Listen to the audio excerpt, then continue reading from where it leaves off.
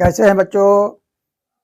जाहिर सी बात है अच्छे होंगे, तैयारी कर रहे होंगे। तो हम लोग यूपी पुलिस कांस्टेबल की तैयारी कर रहे हैं और आप देख रहे हैं आज मैथ्स की क्लास का टर्म है और मैथ्स की तीसरी क्लास है और उसमें हम पीवाईक्यू लगा रहे हैं। ठीक, सीधे हम सवालों पर आते हैं कि कैसी कैसी सवालें आएंगी, वही पीवाईक्यू में पूछी जाती हैं।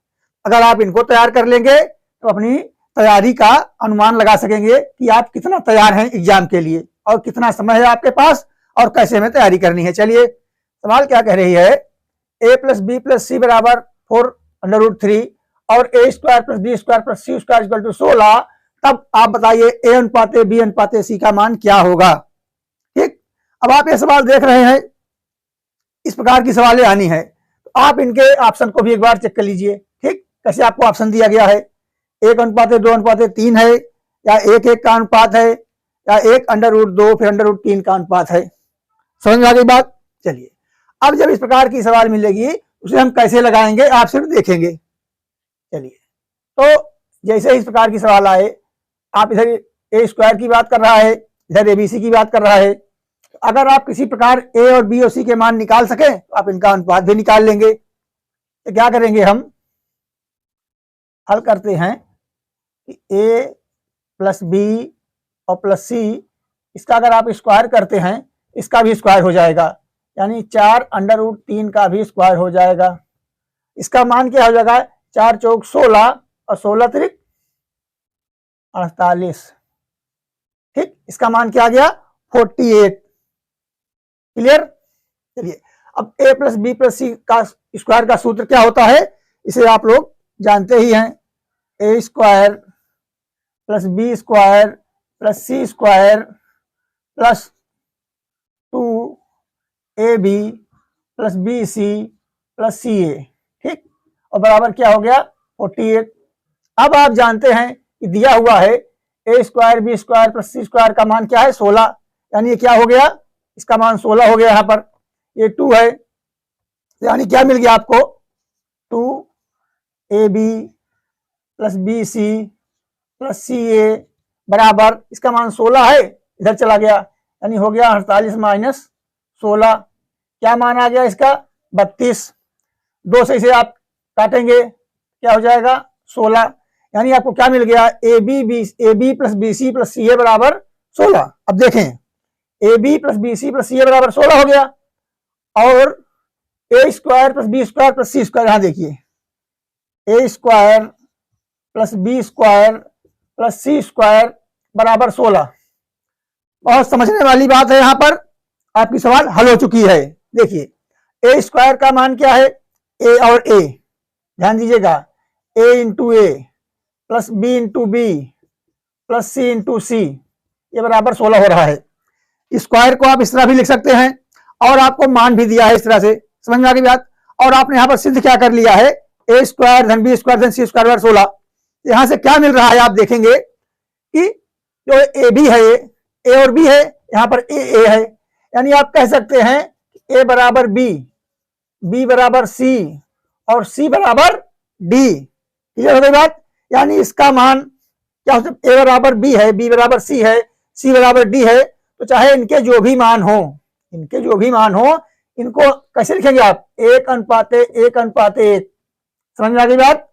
जब तीनों का मान बराबर ही है, चाहे ए का मान जो होगा वो बी का होगा, जो बी का मान है वो सी का है, जो सी का मान है कहां चले गए, वो ए का है।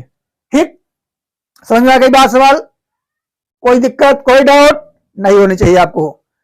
आप इसे बहुत आराम से समझ लेंगे, इसे नोट कर लेंगे, स्क्रीनशॉट ले लेंगे, जैसे आपको अच्छा लगेगा, लेकिन इस सवाल को आप जरूर लगा लेंगे। एक ये पिछली सवाल उसमें एग्जामों में आई हुई सवालें हैं, बहुत ही इंपॉर्टेंट, बहुत ही मजेदार सवाल है। ठीक, इस प्रकार की सवालें आती हैं।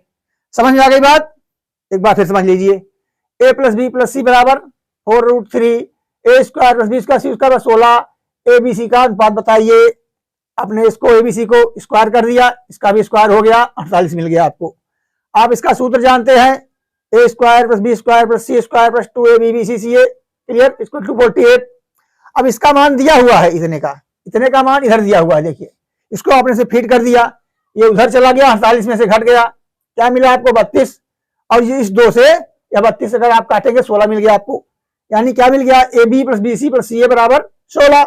और दिया क्या है, a square plus B square plus C square बराबर 16। जो चीज दिया हुआ है उसको भी आप इसमें फिट कर देंगे। चलिए अब समझ में आई बात। ए स्क्वायर बराबर बी स्क्वायर और सी स्क्वायर जोड़ने पर 16 हो रहा है, और वही बात दिया हुआ है A B B C C a बराबर भी 16 हो रहा है। यानी ए बराबर बी है, बी बराबर सी है, सी बराबर ए है, जो भी मान होगा। अनुपात क्या हो जाएगा, तीनों बराबर हैं तो उनका अनुपात 1:1 हो जाएगा। ऑप्शन नंबर 2 आपका सही हो गया। ठीक, चलिए दूसरी सवाल देखते हैं क्या है। चलिए बच्चों अगली सवाल देखें क्या लिखा है।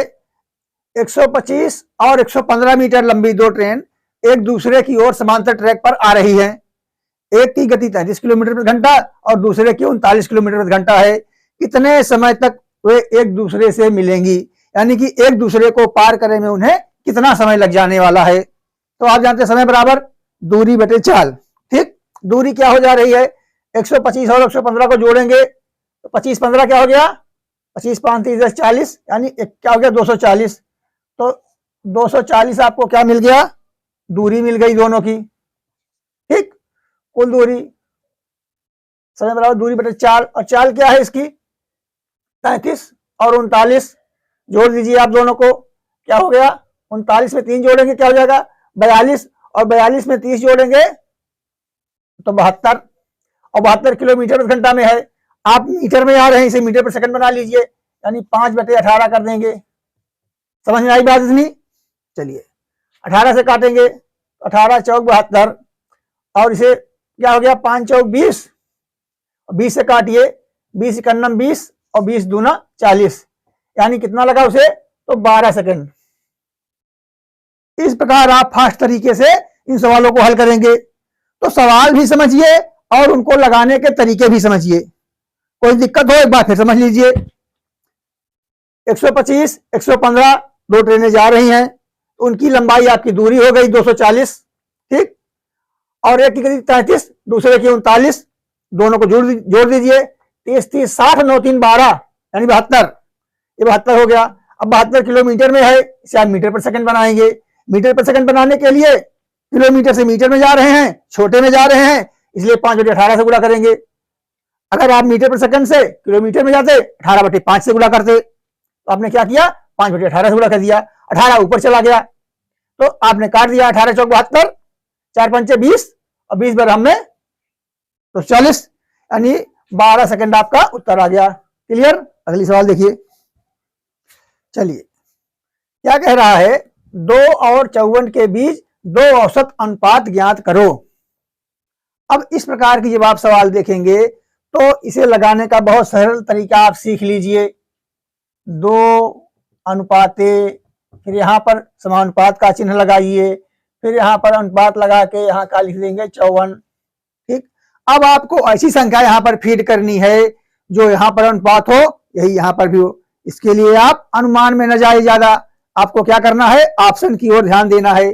अगर यहाँ पर हमने 8 और 12 भर दिया, अगर यहाँ पर हमने इसमें और इसमें अगर हमने 8 लिख दिया, यहाँ पर 12 लिख दिया, तो आप काटिए क्या यह दोनों का जो अनुपात आएगा, जैसे यहाँ पर क्या आ जाएगा 1:4 आ जाएगा।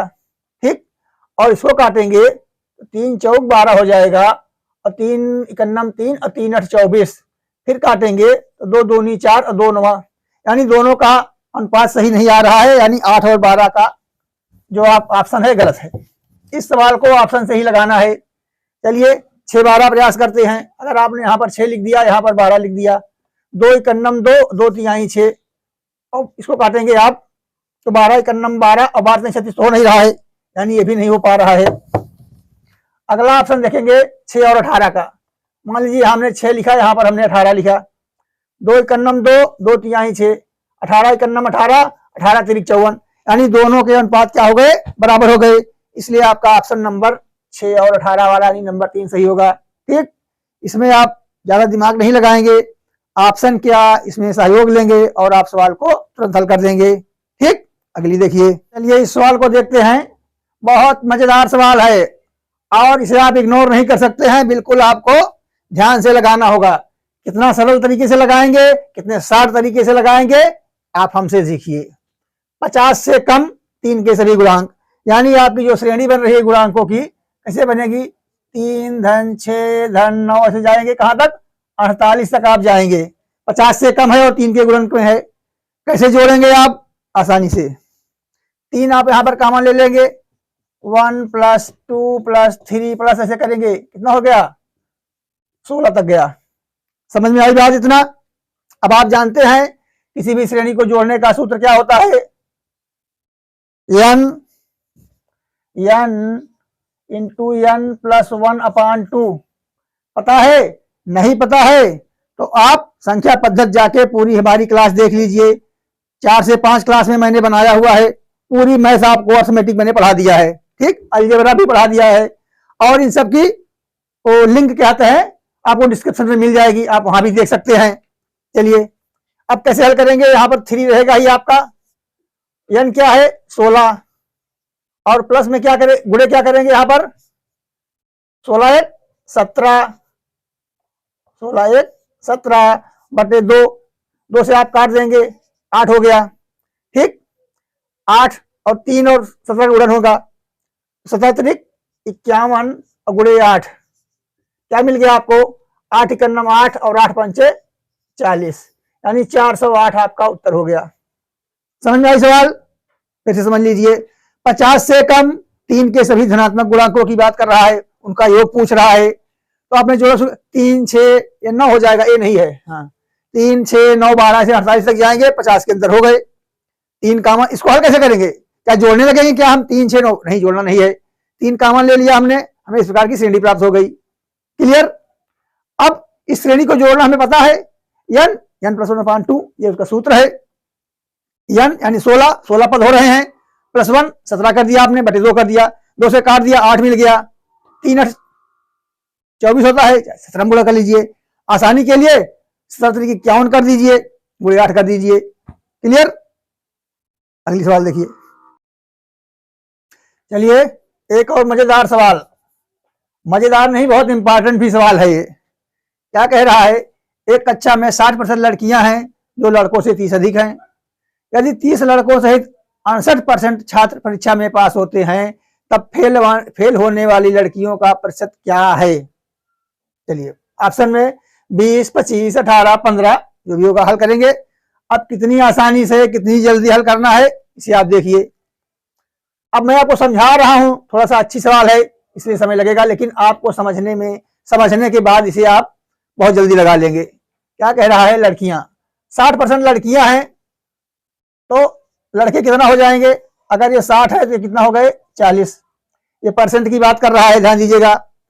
इसे आप काटेंगे तो 20 तिहाई 60 और 20 दूनी यानी 3 2 के अनुपात में है, इतनी बात क्लियर हो गई। अच्छा अब जो ये 60 है कितना अधिक है 30, यानी जो अनुपात में आप देख रहे हैं एक का अंतर आ रहा है, एक की वैल्यू क्या हो जा रही है 30।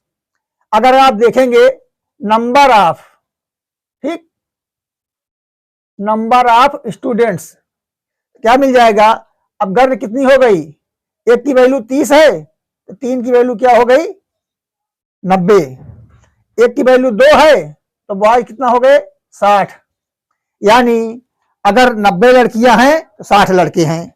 अब देखिए ना 60% है, 30 अधिक हो रही नहीं अधिक हो रही है, लड़कियां 30 अधिक हो गई इनसे बच्चों से, समझ में आ गई बात, आप सवाल के हिसाब से एकदम चल रहे हैं, इतनी बात क्लियर हो गई। अब कह रहा है कि 68% छात्र परीक्षा में पास होते हैं जिसमें 30 लड़के भी हैं, तो टोटल लड़के कितना हो गए, टोटल इन दोनों को आप योग कर दिया क्या मिल गया आपको 150 लड़के कुल बच्चे मिल गए, लड़की लड़का मिला करके, समझ में आ गई बात। अच्छा अब कह रहा है 68% पास हुए हैं, यानी 68% बराबर कितना हो जाएगा 150 का, 150 गुणे 68 बटे 100, ठीक, 50 से काट दिए 3 बार गया और 50 से 2 चौक 8 होगा, अब सही होगा, हाँ सही है, 3 चौक 12 की 2 हासिल 1 3 त्रिका 9 10, यानी 150 का 68% कितना हो रहा है 102 बच्चे। अब 102 बच्चे में 30 बॉय थे तो आप -30 कर देंगे, कितने बच्चे बचे अब 72, ठीक, समझ में आ रही बात, कुछ रिवीजन करते हैं यहीं से, दिक्कत नहीं होनी चाहिए। एक कक्षा में 60 लड़कियां हैं, इससे जो लड़कों से 30 अधिक हैं वो बात की बात है। लेकिन अगर 60% लड़कियां हैं 40% बॉयज हो जाएंगे। अगर ये 60 है ये 40 है, अनुपात हो गया 3 और 2 का, तो 3 और 2 में अंतर कितने का आया? 1 का। लेकिन फर्क कितने का मार रहा है? 30 लड़कों का, यानी 1 बराबर 30। तो संख्या कितनी हो गई? ये 90 हो गई, ये 60 हो गई। लड़कियां 90 और लड़के 60, कुल कितने हो गए? 150। अब कह रहा है कि 68% छात्र पास होते हैं। 68% आपने निकाला, कितनी वैल्यू आ गई देखेंगे? 102। अब 102 में 30 बच्चे पास हुए थे, उसको आपने घटा दिया, आपको कितने मिल गए?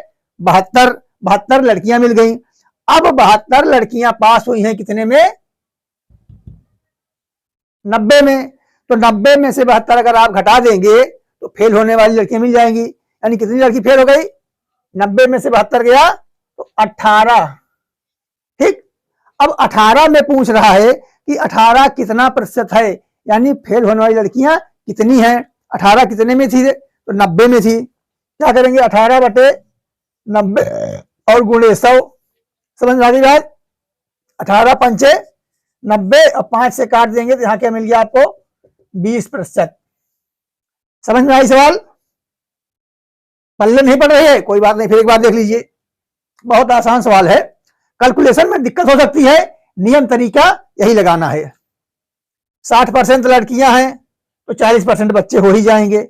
अब कह रहा है जो 60% हैं ये 30 ज्यादा हैं, पर इनका अनुपात निकालिए आप।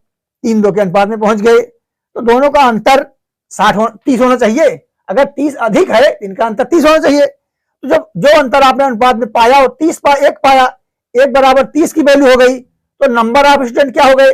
गर्ल्स, इस 30 का आप इसमें गुणा किए 90 हो गई, बॉयज 60 हो गए। क्लियर? टोटल ऑफ नंबर कितने हो गए? 150 हो गए। 150 में 68% पास हो गए। 68% आपने निकाला, आपको 102 प्राप्त हुआ। अब 102 में कह रहा है कि 30 बच्चे भी पास हुए हैं छात्र, इन 30 को आपने घटा दिया, यानी कितनी लड़कियां कितनी पास हुई हैं? 72। तो 72 लड़कियां पास हुई हैं कितने में? तो 90 में। समझ में आ रही बात? कितनी फेल हुई हैं? 18। 18 लड़कियों को प्रतिशत निकालना है, कितने में प्रतिशत निकालना है? 90 में। 18 बटे 90 गुणे 100, 18 गुणे 90 बटे 100 किया, आपको 20% उत्तर मिल गया। ठीक, चलिए अगली सवाल देखते हैं। चलिए, बहुत ही छोटी सवाल है, जितनी छोटी है उतनी ही खोटी है।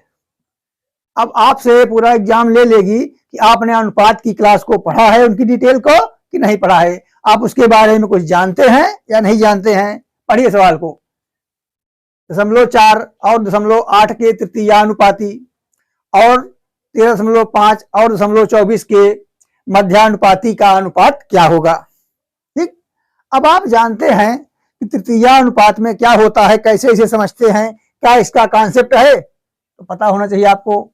A/B = B/C।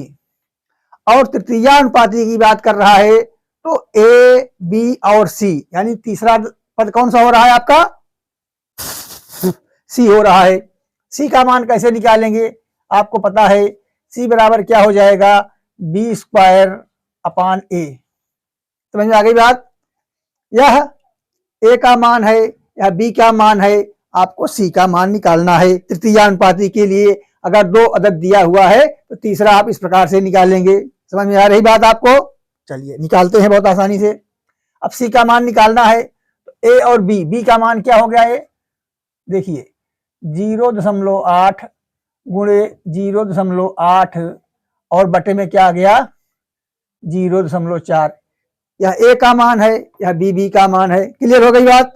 चलिए, अब एक अंक पे दशमलव है, एक अंक पे इसको अगर इसे काटना चाहें, इसका मान सिर्फ 2 आ जाएगा और इसे गुणा करेंगे तो क्या पा गए?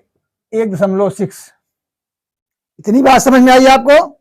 चलिए, अब आपको देखना है कि 13.5 और 0.24 के मध्य मध्यानुपाती निकालना है। तो आपको पता होनी चाहिए कि अगर ऐसा निकालना है A/B बराबर B/C में मध्यानुपाती कौन सा है, तो ABC में B मध्यानुपाती होता है।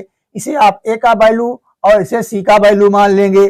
चलिए आप क्या पाए, बी स्क्वायर बराबर ए सी, ठीक, और बी बराबर क्या हो जाएगा, तो अंडर वुड ए सी।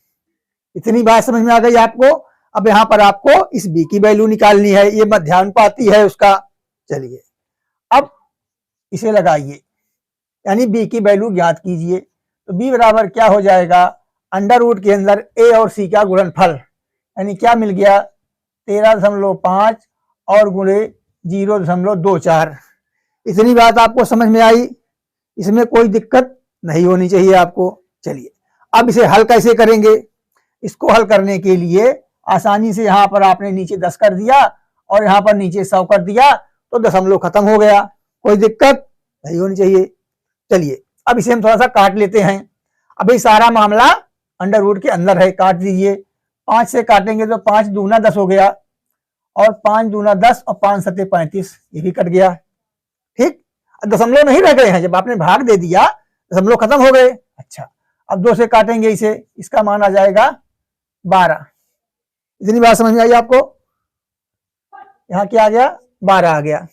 अच्छा अब आप 27 को अगर लिखेंगे अंडर रूट के अंदर, देखिए ध्यान दीजिए, तो लिख सकते हैं आप 9 गुणे 3, और 12 को क्या लिखेंगे आप 3 गुणे 4, और 100 को आप कैसे लिख सकते हैं 10 गुणे 10। इतनी बात समझ में आई। इसकी वैल्यू क्या प्राप्त हो जाएगी आपको, देखिए एक तो आपको 3 मिल गया, एक इसका 3 मिल गया, एक इसका 2 मिल गया, यानी 3 त्रिक का 9, 9 दूनी 18, 18/10 इसकी वैल्यू आ गई हल करने पर।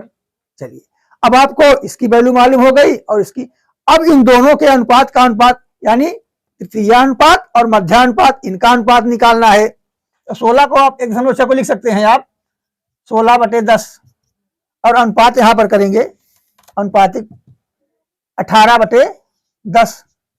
आप जानते हैं 10 से 10 कैंसिल हो गया, और 2 से काटेंगे तो 2/16 और 2 9 18, यानी आपको क्या मिल गया, तो 8:9 का अनुपात आपको प्राप्त हो गया। तो इस प्रकार की सवालें आपको एग्जाम में मिलेंगी, और इसके लिए आप कितना तैयार हैं यह आपको जांच लेना चाहिए। इसीलिए मैं इस मैथ की PYQ लगवा रहा हूं, और जो जो सवालें इसमें आ रही हैं इनको मैंने पूरा चैप्टर वाइज पढ़ाया हुआ है। आप प्लेलिस्ट में जाकर के देख सकते हैं। हम प्लेलिस्ट का सारा लिंक, और यूपी पुलिस कांस्टेबल की जो तैयारी करा रहे हैं उसका लिंक, रीजनिंग की सवालों के सारे लिंक आपको उस डिस्क्रिप्शन बॉक्स में मिल जाया करेंगे। तो आप अन्य सवालें, अलजेब्रा भी आपको मिल जाएगा, ठीक। अलजेब्रा की 6-7 क्लास हो गई है, आप सब देख लीजिएगा, बहुत महत्वपूर्ण है, और बहुत मैंने उसको 60 से 60 तरीके से आपको पढ़ाया है। तमाम प्रकार की टिकेट्स उसमें बताई हैं कैसे लगाएंगे, तो कम से कम आप लगा लेंगे तो आपको समझ में आ जाएगी बात, ठीक बच्चों। तो आज की क्लास यहीं पर समाप्त करते हैं, कल फिर मिलेंगे रीजनिंग की क्लास के साथ।